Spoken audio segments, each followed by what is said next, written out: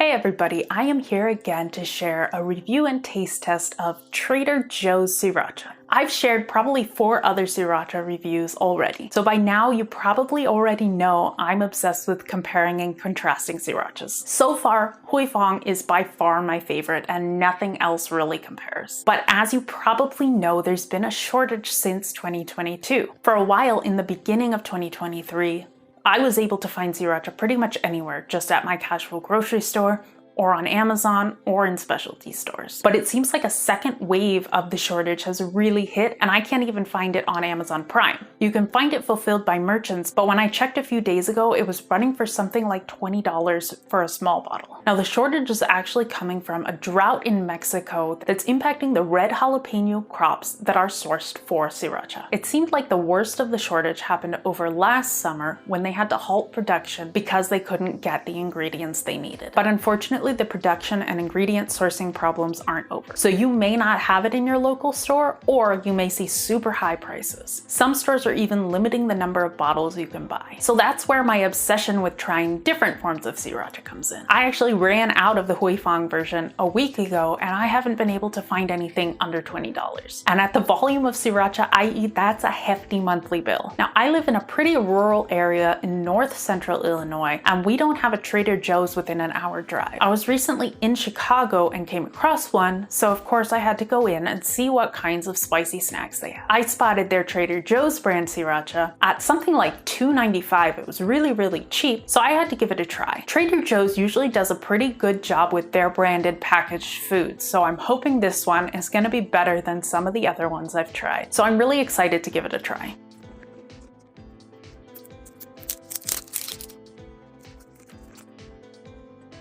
There's no sealant cap, which is very weird. Oh, that actually smells good. It's very garlic heavy.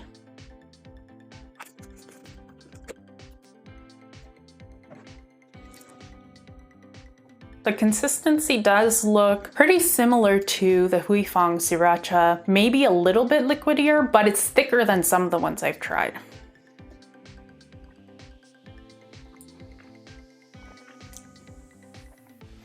That probably is the closest one to Huy Fong. It's extremely salty. It's very garlic forward. The heat is probably at a similar level to the Huy Fong Sriracha. I think the main differences to me are that it's a little bit even more garlic forward than Sriracha. It's not quite as sweet, and it's extremely salty. But I actually think this one would be a suitable swap for the Huy Fong version in a lot of cases. Typically, I use the Huy Fong on egg burritos in the morning. I love dipping pizza in it. I put it on pasta, and I could see this one being used in the same ways really successfully. I'm actually really happy with this one for the first time in all of the different Srirachas I've tried. That's all, folks. Thanks so much for tuning in. I'd be grateful if you give this video a thumbs up so I know that you want more review content. Plus, subscribe so you don't miss any spicy food news. I'll also share my first Sriracha alternative review video for you to check out next, where I try the Tabasco version of Sriracha.